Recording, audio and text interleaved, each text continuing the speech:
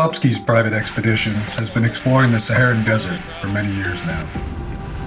One of the most challenging aspects of these expeditions has always been navigation. There are vast distances with few recognizable features, hundreds of miles of sand and rock to get lost in. In many of our expeditions, we are searching for historical locations identified after months or years of research. Finding these in the vastness of the deep Sahara is literally searching for a needle in a haystack. Accurate maps are hard to come by and are often based on century-old surveys. Tracks appear and disappear with every desert wind. Modern GPS is much less useful than you might think. So each time we head out into the desert, we must relearn traditional navigation skills, magnetic compasses, map reading, and dead reckoning navigation. Given these challenges, we decided to take a step back in time in our 2023 expedition and try out the legendary Bagnold sun compass.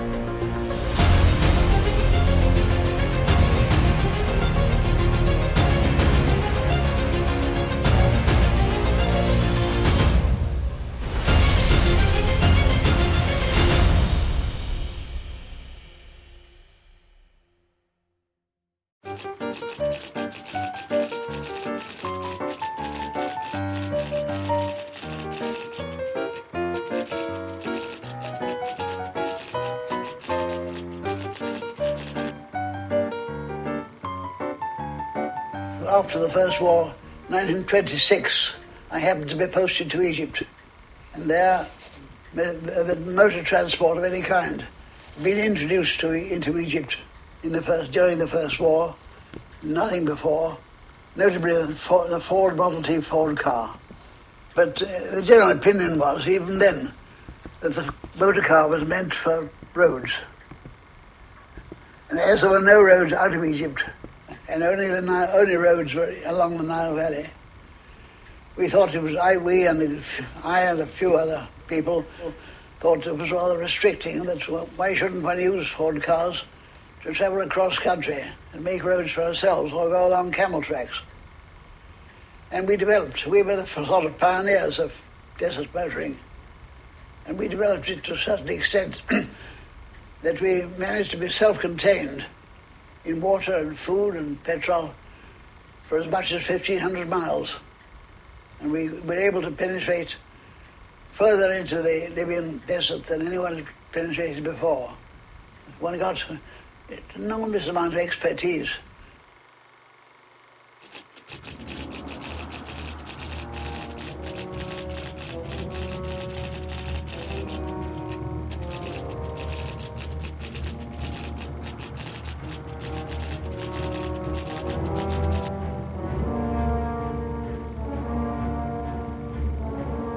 We had to navigate with a sun compass I had invented some years before. The magnetic compass was unreliable because if you carried a lot of spare parts, like a spare back spring of a Ford car, the mere fact of a big steel lump being taken out of the car for use as a spare, the magnetic compass had to be reset. And you couldn't rely in the car. You had to stop. If you wanted to take a bearing, you had to stop, get out of the car, walk away, which meant delay. It was quite hopeless for long distance travel. And as the sun shone all the time and every day, it was obvious that we could use the sun, which only meant a vertical style to cast a shadow on a horizontal graduated disc. The only requirement was that you had to turn the disc round to follow the sun as it went from east to west. You turned the whole graduated circle round. It had the advantage over a magnetic compass that gave true bearings instead of magnetic bearings. We found that on a journey, a wiggly journey, avoiding obstacles, going around sand dunes and things, a journey of 100 miles, we were very cross if the dead reckoning was wrong by a mile. The distance being measured, of course, by the speedometer of the car. Bagnold sun compasses, I'd never heard of them until I was speaking to a friend of mine, Bill Morgan. So from there I did some research, looked at the British Museum,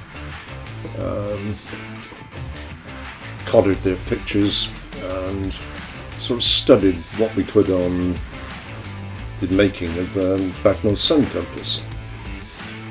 The Morgan head Bagnold sun compass is very similar to the Bagnold. It's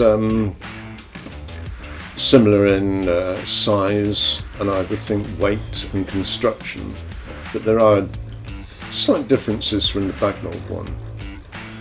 It's difficult really when you're just looking at photographs, even when you expand them, it's still difficult to see exactly how Bagnold made his. Trying to find a working Bagnold sun compass, we just couldn't get one. The ones that are in the British War Museum, you can, I think, if you ask, go and look at them and take measurements, but to actually get your hands physically on one is virtually impossible. Making them proved a little bit of a challenge. Again, it's all educated guesswork really, but it's worked out well. And now we've got working Bagnold sun compasses.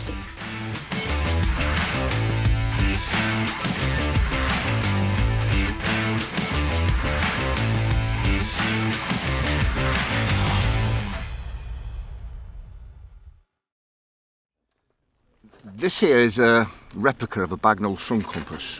What you have your 360 degrees around here, which equates to the direction in which you want to travel. Around the outside you have the azimuth angle, which is an angle described by the sun in a particular latitude for any given time of the day. So in order to use it, all you need to get is your lat and long, wherever you are in the world, and a book of charts, a book of azimuth charts. Stage 1, you find your lat and long. Here we are 34 degrees latitude and 009.5 longitude. Therefore 360 degrees divided by 24 hours is 4 minutes. So as we are 009.5, it's 009.5 times 4, which gives us 38 minutes. So you have to remember that 38 minutes, write it down on a piece of paper. We then find GMT. So at the moment here, it's 10 o'clock in the morning. So GMT is 9 o'clock in the morning in Greenwich. Because we are east of Greenwich, we then add these 36 minutes on to the GMT. So that gives us 9:36. Quite simple. Then with a book here, 9:38 for that particular latitude with your declination along here. That will give you an angle. Once you have that angle, you turn the sun compass round to reflect the angle, the azimuth angle that you've just seen, lock it into position.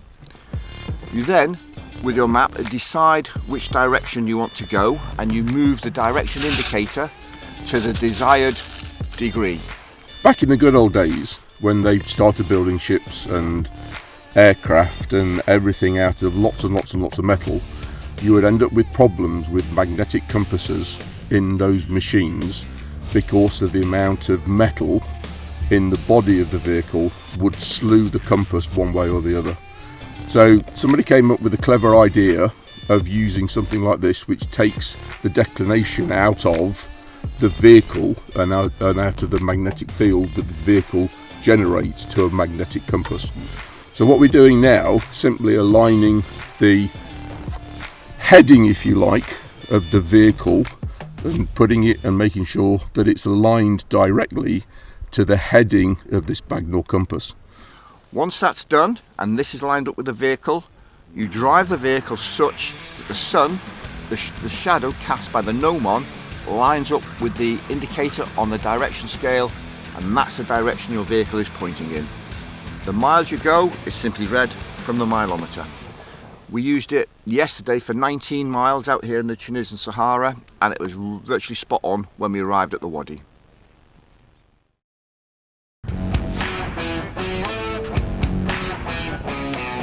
It may seem strange, but one of the great joys of remote desert travel is the freedom to drive on a bearing for hours or even days.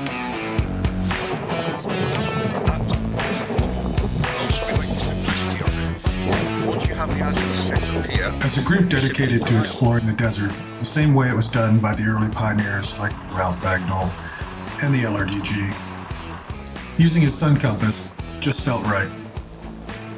We're travelling in this direction. We've not yet reached this road, so roughly where the A and the O is, slightly south of there, that's where we are at the moment. Well, you don't have to follow the exact line, you can just follow the wadi.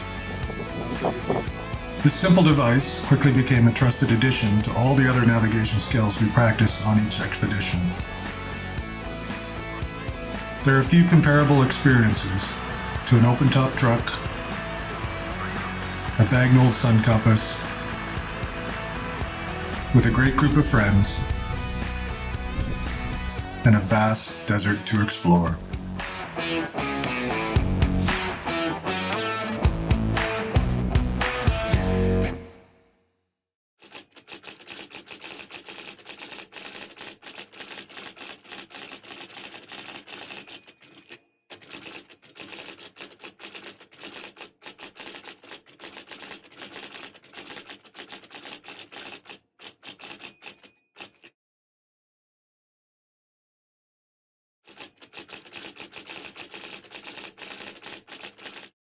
Growing up in New Zealand, I heard many stories of the New Zealand division, and being able to come here and see the ground that they travelled and fought over and actually handle objects that they left behind on their advance, it's a considerable source of satisfaction and interest for me.